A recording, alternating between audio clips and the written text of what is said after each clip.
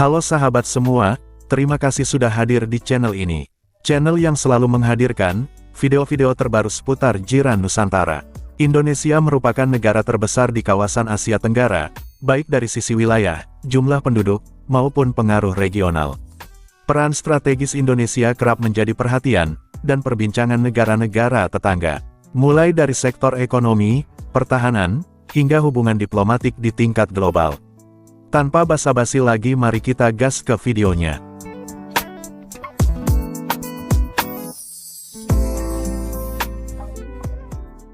Makan pegar, pegar makan padi. Demikian pepatah yang jelas menggambarkan video yang tular di media sosial mendakwa anggota tentera membawa masuk individu luar untuk menjalankan kegiatan tidak bermoral di dalam kamp, termasuk acara-acara hiburan dalam suasana seolah-olah kelab malam. Menurut seorang pemerhati, perkara ini telah lama diketahui sejak era 50-an lagi, namun sehingga kini tiada tindakan tegas diambil. Kepada semua anggota-anggota tentera, saya mohon semua tenang. Saya percaya keadaan ini kita boleh kawal. Sebenarnya apa yang berlaku itu mungkin adalah sebagai kecil atau kepada terpencil, namun demikian kita tetap bersatu teguh dan menentukan keselamatan negara kita. Kutuklah mana-mana tentera kita yang tidak amanah dengan tugasan mereka, yang pecah amanah, yang melakukan kegiatan yang tidak bermoral. Saya tidak katakan pada semua, tetapi saya katakan pada mereka yang buat perkara-perkara terkutuk ni. Kononnya nak jadi tentera dari neraka, nak bebaskan Palestin, entah-entah jadi ahli neraka. Tak sangka rupa-rupanya ada juga dalam kalangan tentera yang berperangan macam haiwan, gerun. Dan sangat sakit hati bila baca kes-kes macam ni berlaku dalam tentera kita. Saya takkan cakap baik dalam bab ni. Sebab mereka ni tentera tau. Mereka ni diamanah jaga keselamatan negara kita. Kalau negara kita bertempur, berperang, ada masalah, mereka inilah yang akan mempertahankan kita. Tetapi kalau ada dalam kalangan mereka ini tidak amanah dan melakukan kegiatan yang tidak memoral ni, hancur binasalah negara. Peruntukan RM21.7 bilion melalui belanjawan 2026 disifatkan langkah penting ke arah memodernkan Angkatan Tentera Malaysia ATM dengan sebahagian besar akan dimanfaatkan untuk memperkukuh keupayaan pertahanan udara dan logistik pasukan. Menurut Menteri Pertahanan Datuk Seri Muhammad Khalid Nordin, peruntukan dengan peningkatan 2.92% berbanding tahun ini sangat bertepatan dalam memastikan kesiapsiagaan ATM untuk berhadapan pelbagai cabaran sama ada tradisional dan bukan tradisional. Berkata sistem pertahanan udara bersepadu akan menjadikan ATM lebih bersedia menghadapi cabaran keselamatan baharu termasuk ancaman bukan tradisional seperti serangan drone, peluru berpandu jarak dekat dan pencerobohan ruang udara.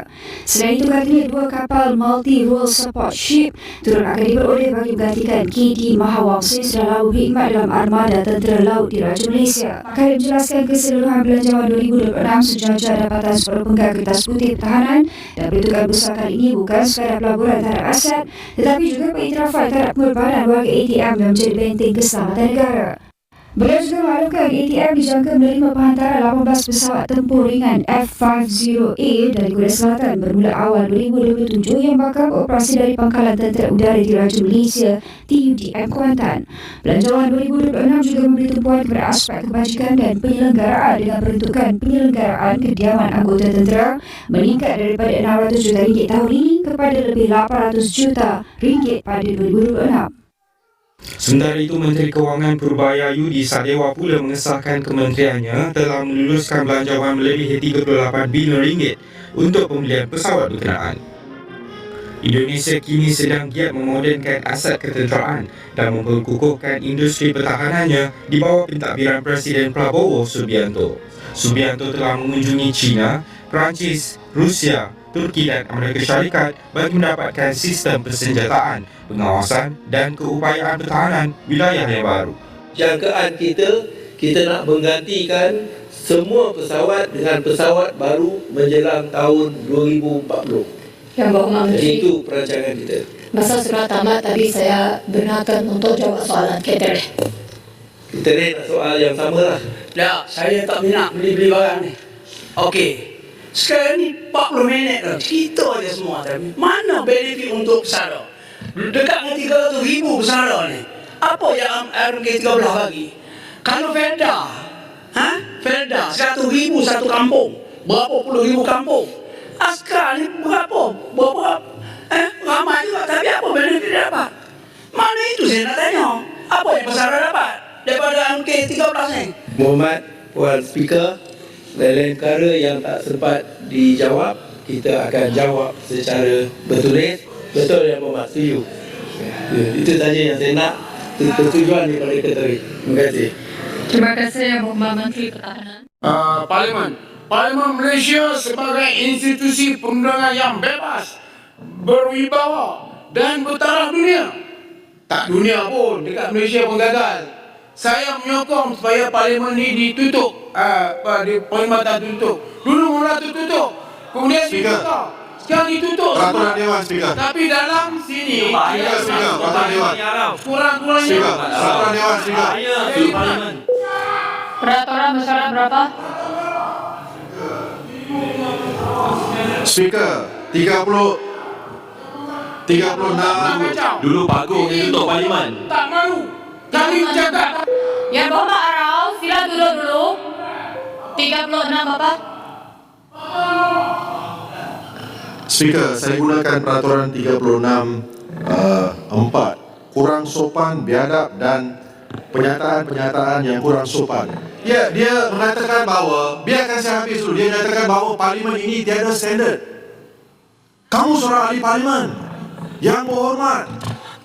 Kamu nak bahas untuk menyatakan satu fakta, tak puas hati, nyatakan. Tapi jangan jatuhkan maruah parlimen.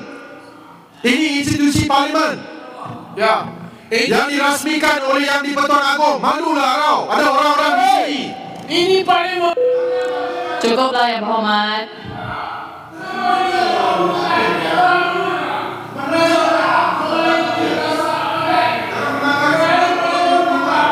Apartheid. Apa dasar apartheid? Bagaimana dia kata dasar apartheid? Adakah dia faham? Khidmat ahli parlimen kena dibagi. Ni tak masuk dalam senarai ni. Pokoknya perkhidmatan pusat khidmat parlimen. Tak bagi yang lain tak apa. Yang ni kena. Sebab inilah. Tapi jangan jatuhkan institusi parlimen. Kita nak bertaraf dunia. Sekurang-kurangnya ahli parlimen sana. Jangan jatuhkan institusi parlimen. Bertaraf dunia. Jangan gunakan perkataan apartheid. Kamu faham tak apa apartheid? Saya pergi Yang di Berhormat. Saya pergi di Azerbaijan, Baku. Saya bangun berucap puji PMX. Senator Fauzi Hajrisasi. Sampai di sini video kali ini. Terima kasih sudah menonton video ini sampai akhir. Semoga sahabat semua diberikan kesehatan, panjang umur, sehat selalu, jaya di laut, darat, dan udara.